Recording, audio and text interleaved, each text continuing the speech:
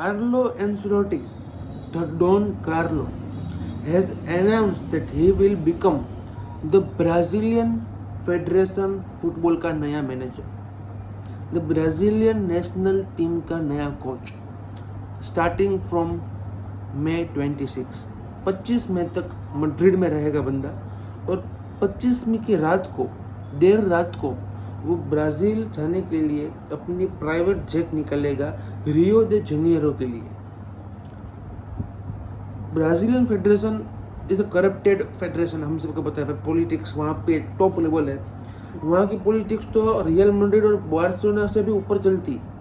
Corrupt nation, corrupt federation, my mistake.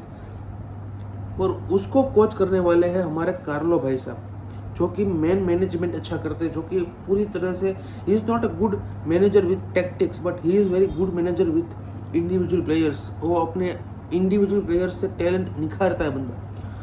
और अगर बात हम सीरियसली करते हैं इस बारे में, तो ब्राज़ील को कुछ ऐसा ही मैनेजर चाहिए जो कि अपने इंडिविजुअल प्लेयर्स के ऊपर बिलीफ दे, उसको अच्छे से विश्वास रखे उसके ऊपर, और उसका बेस्ट निकाले फॉर द अपकमिंग टूर्नामेंट्स। और अपकमिंग टूर्नामेंट्स मतलब कि 2026 का वर्ल्ड कप ही हो गया, क्योंकि उसके अलावा ब्राज़ील किसी चीज़ को टारगेट नहीं कर रहा है।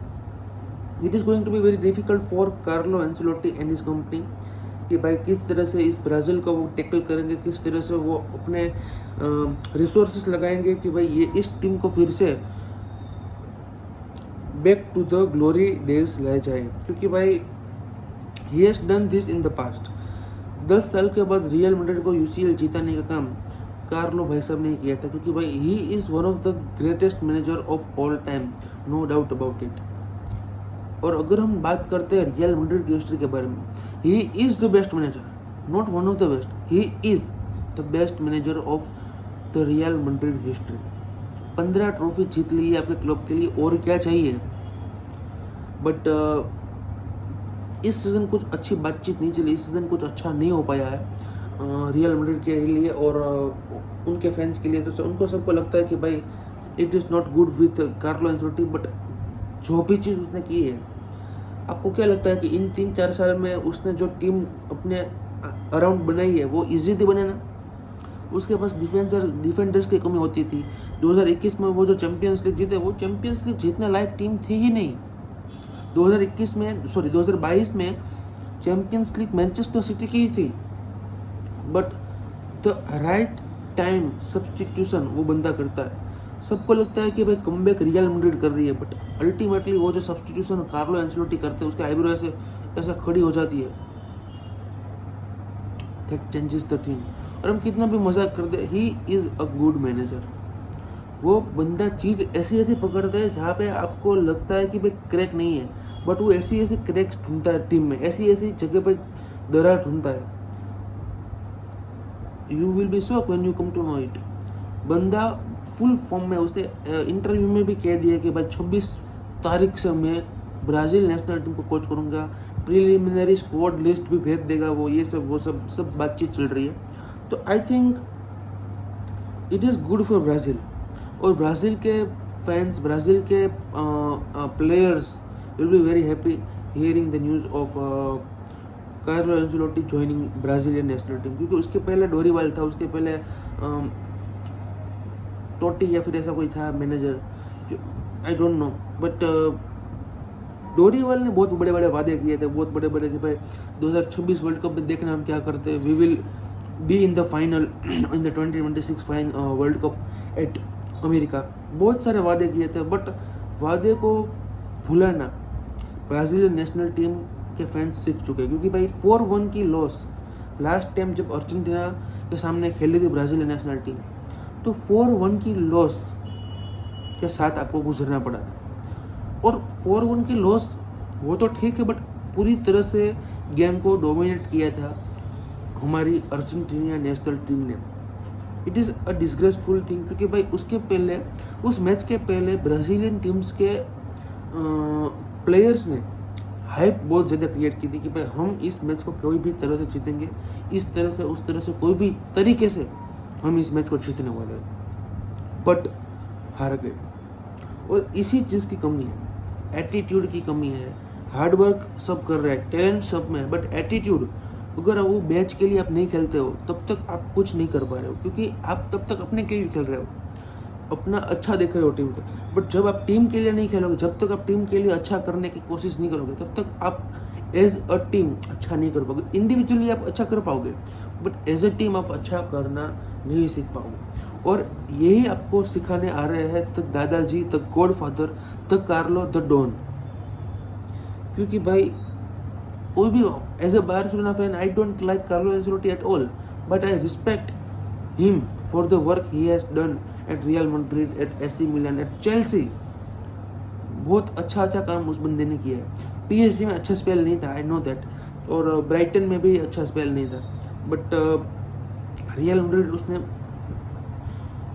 3 चैंपियंस लीग फाइनल जीता है। तो आई थिंक ऑब्वियसली जिडान ने भी काम किया है वो, बट जिडान ने इतने ट्रॉफीज नहीं जीते रियल मैड्रिड के लिए जितने कार्लो एंचेलोटी ने जीते। तो बट कार्लो एंचेलोटी के प्रोफाइल की बात हमने कर ली है, अब वो क्या क्या चेंजेस कर सकता है इस ब्राजीलियन नेशनल टीम के अंदर, जो कि बहुत ही इंटरेस्टिंग होगा देखना। पहली बात तो है कि भाई काश्मीरियों को लाने की बात चल रही है। मैनचेस्टर यूनाइटेड में यूरोपा लीग में मिडफील्डर ने बहुत ही अच्छा किया है, मिडफील्डर काश्मीरियों ने, and at the age of 32-33 he has still the spark to play for Brazilian national team.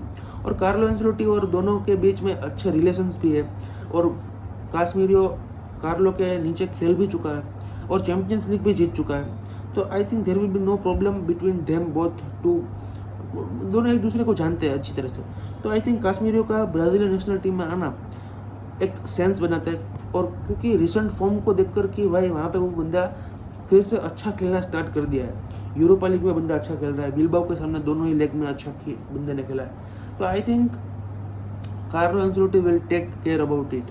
दूसरी चीज़ जो कि अनलाइकली थोड़ा इस 2-3 महीने में हो सकता है कि भाई नेमार जूनियर का टीम में वापस आना। नेमार जूनियर की रिपोर्ट्स ये आ रही है कि भाई मिड मई के अंदर या फिर फर्स्ट वीक ऑफ जून के अंदर वो बंदा वापस आ सकता है।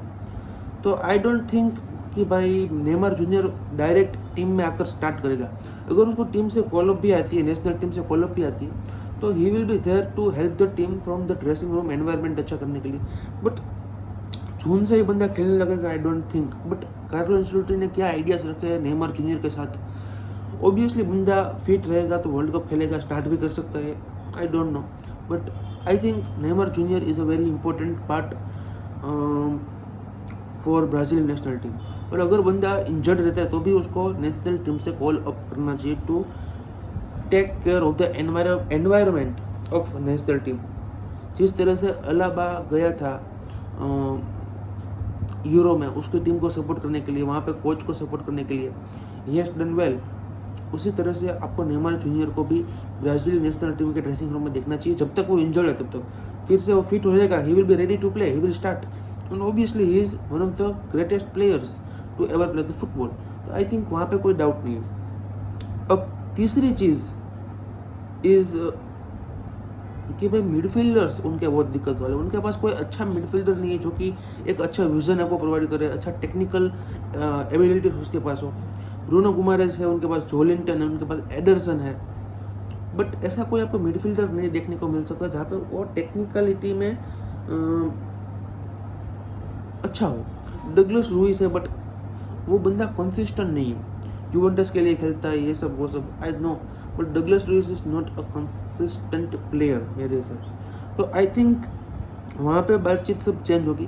बट कार्लो एंसेलोटी का मेन काम ये होगा कि भाई उसको कुछ नहीं करना है वहाँ पे, ये वो एक्सपेरिमेंट करने के लिए उसके पास टाइम ही नहीं है। Is not there to change the Brazilian football कि भाई एटीट्यूड चेंज कर देगा, प्ले स्टाइल चेंज, नहीं। उसने जो रियल मैड्रिड में किया था उसको कॉपी पेस्ट कर उसको ब्राज़ीलियन नेशनल टीम में करना है। उसको इंडिविजुअल प्लेयर्स को रीडिफाइन करने का मौका मिलना चाहिए, उसके प्लेयर्स को अपने टैलेंट को दिखाने का मौका मिलना चाहिए। और उसमें बहुत मेन प्लेयर्स आते हैं जैसे कि जोलिंटन है, he is not doing great with Brazil national team. Bruno Guimaraes को भी हम इसमें ले सकते हैं। फिर वैंडरसन है जो कि फुल बैक में बंदा अच्छा कर रहा है मोनेको में, बट ब्राज़ील में अच्छा नहीं कर पा रहा है। फिर हम बात करते हैं एंटनी के बारे में, हम बात करते हैं रिचार्डसन के बारे में, हम बात करते हैं मार्टिनेली के बारे में। ये सब प्लेयर्स को रीडिफाइन करने का मौका मिलना चाहिए, उन सबके टैलेंट को निखारने का मौका आप कार्लो एंचेलोटी के पास एक्सपेक्ट कर सकते हो। तो I think Brazilian national team को एक बहुत ही आई थिंक मार्केट में बेस्ट ऑप्शन जो अवेलेबल था उनको मिल चुका है, क्योंकि भाई पेप ग्वार्डियोला नहीं आना था उनके पास लुइस एनरिके नहीं आने वाला, उनके पास लुइस एनरिके नहीं आने वाला था, उनके पास जर्गन क्लोप नहीं आने वाला था, जर्गिंदर क्लोप।